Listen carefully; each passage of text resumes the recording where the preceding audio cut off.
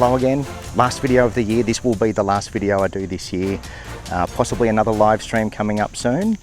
But what I'm going to talk about today is wide angle lenses and why I think a wide angle lens is a must have as a landscape photographer.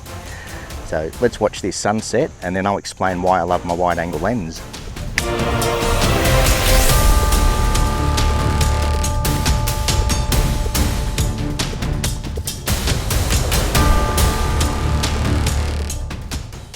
Okay, so wide angle lenses, for starters, we're talking ultra wide. Okay, so ultra wide, we're looking at that sort of between 14 to 17 mil on a full frame. So the equivalent of that on a crop sense is around about that 10 millimeter, on a micro four thirds around about that 8 millimeter. So that's what we're talking about today, is our ultra wide. And as you saw from the intro, the main reason I love my ultra wide is just to take in more of our scene. So I've got a subject which I like, and now I'm just going to concentrate on the sky because we've got some nice colour up there. There's some nice big clouds out to the right, the sun setting off to the left. But for now, it's all about that sky. So I'm not including foreground. I'm just including my tree and the sky.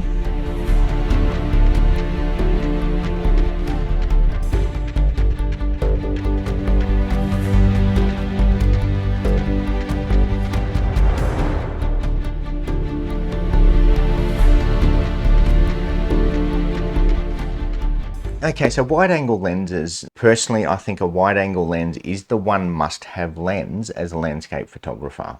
And I'll give you a few examples of why I love the wide angle lens. Okay, the wide angle lens is my go-to lens. I have it on my camera probably 80% of the time, especially when doing landscapes.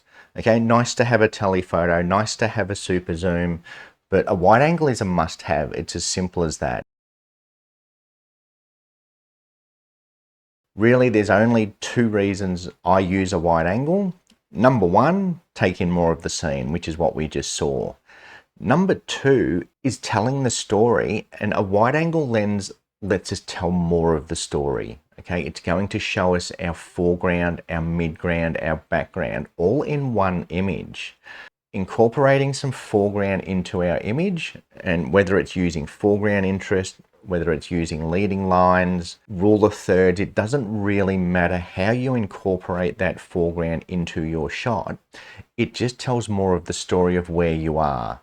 Okay, we can zoom in onto a mountain range into the distance. It doesn't tell you exactly where you are. Are you in a car park? Are you on the beach? A wide angle lens, it lets you tell the complete story. Okay, it shows you exactly where you are. It shows you what is at your feet and what you're looking out at. Okay, so telephoto lenses, yes, they're great and they're a nice to have. Okay, a wide angle lens, it's a must have. It's as simple as that. So here's some examples of just emphasizing our foreground to tell more of the story of where we are. Okay, now it is important to still don't just include foreground for the sake of including foreground. I'm a big believer in find a subject, just find something that you find interesting that you think will make a good shot, and then use the light to your advantage.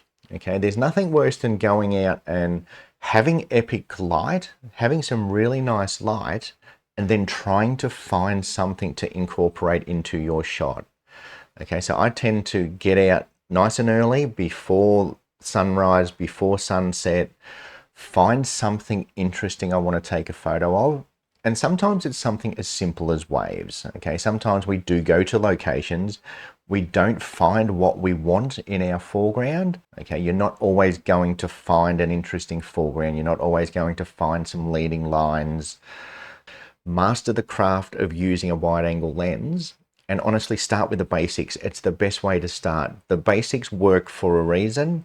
There's a reason so many people will cover your rule of thirds, your leading lines, foreground interest, things like that. Okay, they just work. So incorporate them into your shots first. Don't be afraid to get in nice and close to your foreground. The biggest problem a lot of people have with a wide angle lens is trying to take in too much. Okay, now that can be a bit of a downside to a wide angle lens, is that you do take in a lot of the scene. Trying to find a scene that's nice and clean without too much mess in your foreground is kind of the key to a good wide angle shot. If we can keep our foreground as minimal as possible or as clean as possible, it will make for a nicer shot.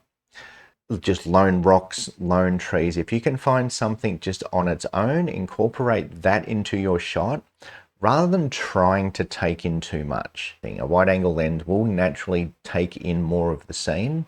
So it's up to us to include less, if that makes sense. So by including less into our foreground, it doesn't become too cluttered or too messy. Some sort of a leading line always works well. Even just waves, using that water movement to lead our eye out to where we want our eye to go. Okay, another great reason to use a wide angle lens is our depth of field. Okay, so if we want to get everything in focus from our foreground, midground, background, wide angle lens, our depth of field is a lot better than a telephoto. Okay, so aperture and focusing aren't quite as crucial as with a bigger, longer lens. So it's easier to get the entire frame in focus.